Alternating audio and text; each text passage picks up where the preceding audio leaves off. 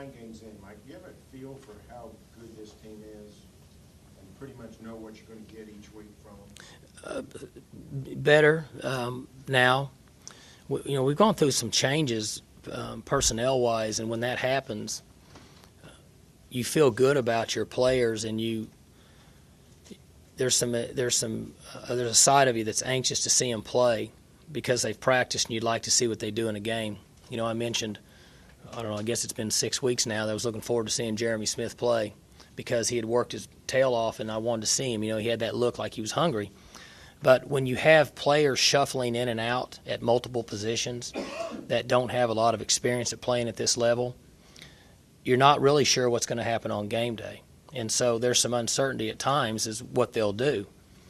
But we feel pretty comfortable now with our team and where we're at. And fortunately, we still get some guys banged up, but we're holding on here as of late. And so I know that these guys have competed hard, and we're proud of what they've done at this time, and they're giving us great effort, and that's all we can ask of them. You have more than adequately taken care of the facilities issue. What's next in terms of to consistently contend for championship? What needs to continue to recruiting is the most important aspect of successfully running a Division I college football program, in my opinion. And then earlier I talked about the system that we had in place. We believe in that system and the discipline and the structure and staying focused on what's important. And there'll be players that'll come and go, and there'll be coaches that leave here and get coordinators' jobs and head coaches.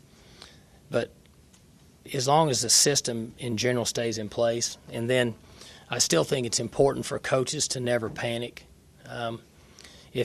For example, if you have players that are injured that can't compete, you have to put another guy in, and then you have to refine what you do to try to make it work. And then in the long haul, you'll go through some turn. There'll be years where you've got a number of players like this year. We had a tremendous amount of players coming back, and there'll be years that you don't have. Well, like next year, we won't have an experienced quarterback. You got to find a way to get a young guy ready or a guy that's in your program ready.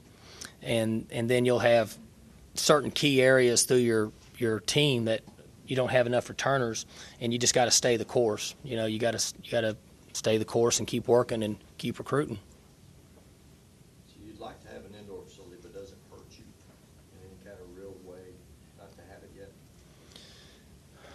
I mean, if there's a lightning storm and we can't practice, it's a concern. It hurts you that day, right? That week, but I mean in a big picture sense.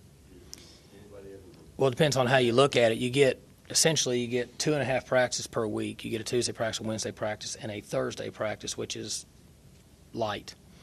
And then if you take a day out of that, what percentage would that be? 35% essentially that you lose in preparation for a game. So if you lose that and you're playing a game and you don't get that percentage of reps in practice, that could be a concern.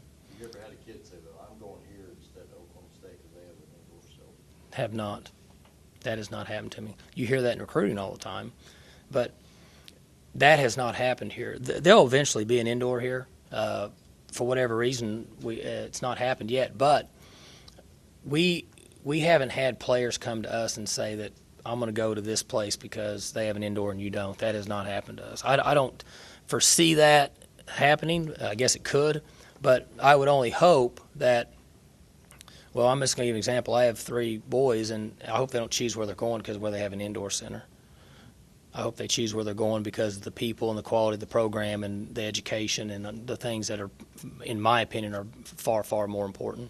So in one game, you jumped from 4th in the conference to 1st in rushing, and you have a shot at 4 in a row leading the league in rushing. How important is that distinction to you for your program?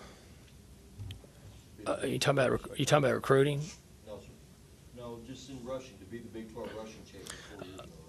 Well, I don't know that that's something statistically that we concern ourselves with. We want to be able to maximize the players we have that are playing on Saturday to move the ball and give ourselves a chance to win the game, to manage the game, and whether it be 13 points or 14 points or whether it be 43 points. We have to play together as a team and manage the game. And statistics will change depending on who you have there. I don't know what our average per rush is. That got brought up 5-6 weeks ago. It's gone by fast. We were just talking about it. It was like week 3. And there was concerns about it. And, my comment then was, some guys can make that jump really quick depending on who they are. And so it just changes by personnel. But if you don't lose a guy because of the indoor facility, you might gain a guy who says they've led the league in rushing 4 straight years. Well, I'm not disagreeing. Recruiting, you said you weren't asking me to recruiting. I think that if you're going to play tailback, it's a pretty good place to come play tailback. You just look at the history. And our guy's going to come here, and they're going to learn how to 5-man, 6-man, 7-man protect. They're going to get to carry the football. They're going to run pass routes. They're going to do anything that they would want to do in college. And if they have a desire to play at the next level, they come through here and play tailback.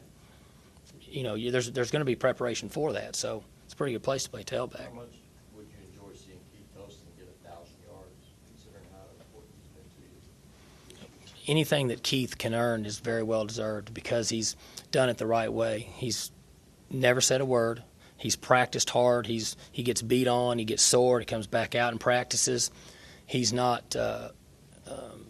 He's driven, but he's not egotistical in the way he handles himself. You just don't find enough guys like that, in my opinion, that just want to go take that lunch pail and go work hard and just do what you're supposed to do. Back what it used to be years and years ago when people used to play. It was funny. I was walking through the airport and I know Kevin's. This will be the last story I tell, but I was walking through the airport when we were leaving Saturday, and you guys may know there was a small college up there. Is it Sumter? In Ames. No, it was an S. I just saw the advertisement in the walking through the airline. What is it? Simpson. There it is. I'm sorry. I apologize to Simpson.